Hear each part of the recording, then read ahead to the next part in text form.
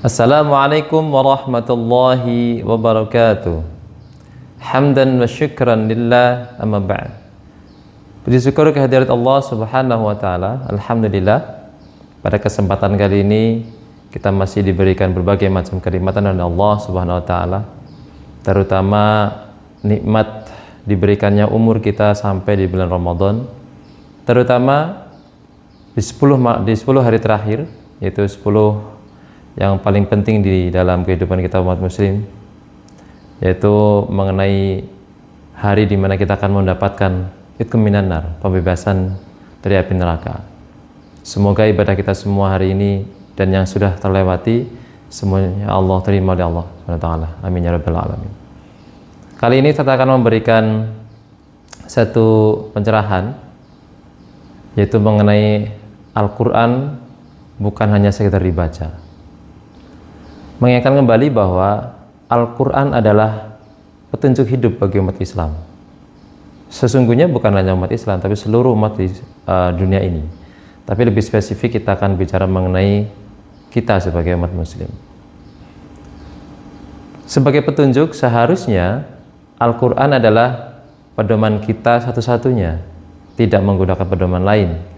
Tapi pada fenomena yang terjadi pada masa sekarang adalah banyak orang yang membaca Al-Quran nggak paham dengan maknanya, sehingga ketika dia baca Quran ya hanya baca saja. Dan yang lebih parah lagi adalah sudah tidak paham makna dan juga cara bacanya pun tidak sesuai, panjang pendeknya, tajwidnya, sehingga tidak sesuai dengan apa yang Allah dan Rasulnya harapkan. Kenapa? Karena dalam Al-Quran itu ada huruf-huruf yang kita harus tepat cara pengucapan, cara mengeluarkan hurufnya, ya. Makanya di situ nanti kita harus mempelajari. Sebelum kita pelajari tentang maknanya, maka kita harus pula pelajari dari awal tentang makhraj huruf, sifat huruf, tajwidnya. Nah, mungkin semuanya kita pernah mendengar yang namanya apa itu ilmu tajwid, ya. Ilmu tajwid adalah ilmu yang membahas tentang bagaimana cara kita membaca Al-Quran dengan baik dan benar, terutama mengenai makhraj. Makhraj itu cara mengeluarkan bunyi huruf. Contoh paling gampang, huruf ba. Ba itu makhrajnya dari bibir. Mim, ma juga dari bibir. Itu namanya makhraj.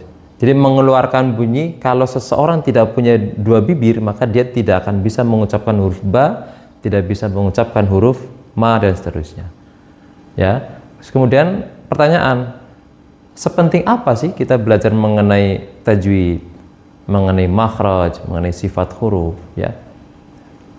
Kenapa kita harus belajar itu? Yang pertama adalah menghindari dari kesalahan. Kesalahan apa? Kesalahan makna. Kenapa? Karena dari huruf yang kita ucapkan salah, itu resikonya adalah mengakibatkan salah makna dalam satu kalimat. Satu huruf yang kita ucapkan salah itu bisa menyebabkan salah makna. Dan jangankan salah makhraj, salah tempat keluar, salah huruf, salah sifatnya saja itu sudah membuat kita menjadi salah makna.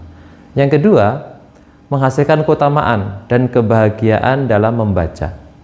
Ketika kita bagus dalam makhraj sifat, fasih dalam membaca Al-Quran, maka tidak hanya orang lain, tidak hanya para malaikat yang bangga bahagia mendengarkan, kita pun akhirnya menjadi senang dan berlama-lama bisa betah dengan Al-Quran.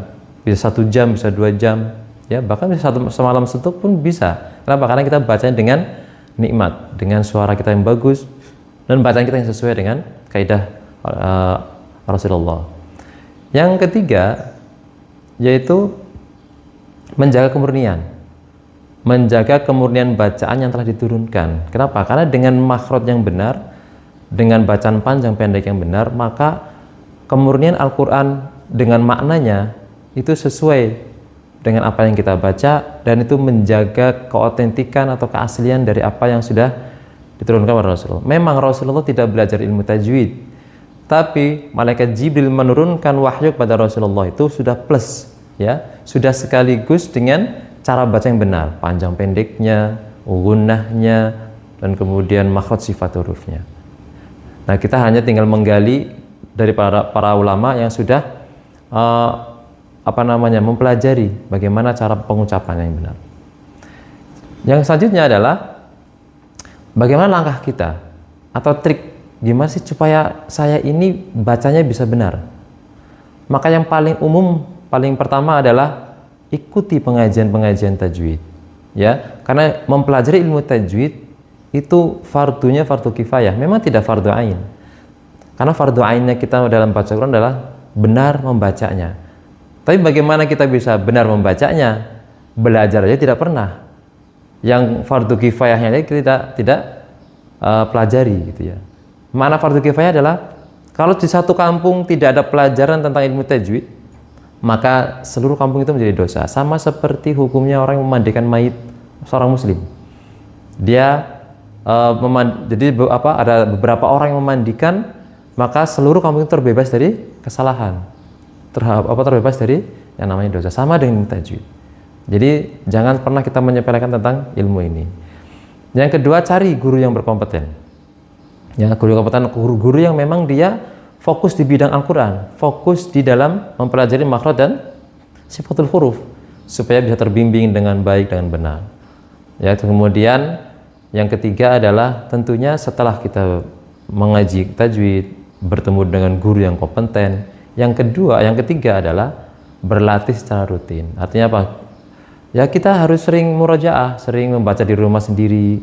Misalnya hari ini mendapat ilmu tentang huruf mim, tentang huruf ba, maka ketika kita membaca Al-Quran menemukan huruf mim, menemukan huruf ba tersebut, ucapkan dengan sebagus mungkin ya.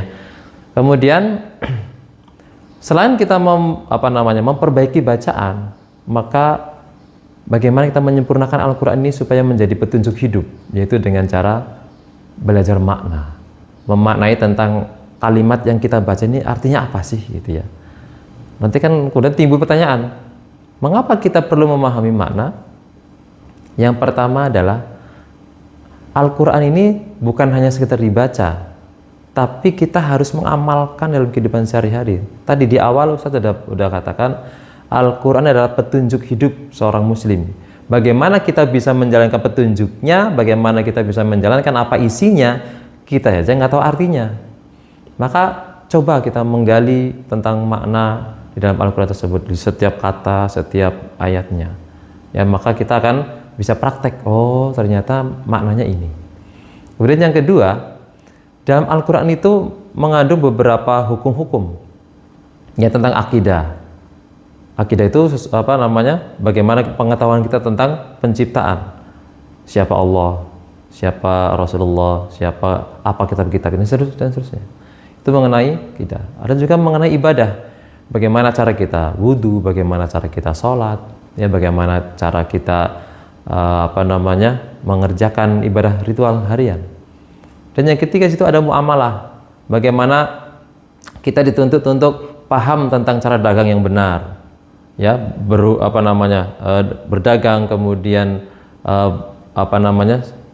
keuntungan dan kerugian itu bagaimana yang seharusnya dalam perdagangan kita. Dan di situ juga ada tentang pelajaran akhlak. Bagaimana kita berbuat baik kepada tetangga kita, berbuat baik kepada diri kita, bahkan kepada istri kita, anak-anak, dan adik-adik kita. Itu sudah ada di Quran semua sudah ada di Quran. Hanya tinggal kita mencoba memahami arti dari apa yang kita baca. Insya Allah nanti bisa menjadikan petunjuk kita. Kemudian di situ juga sudah ada tentang agama. Bagaimana kita menghadapi tentang akhir zaman.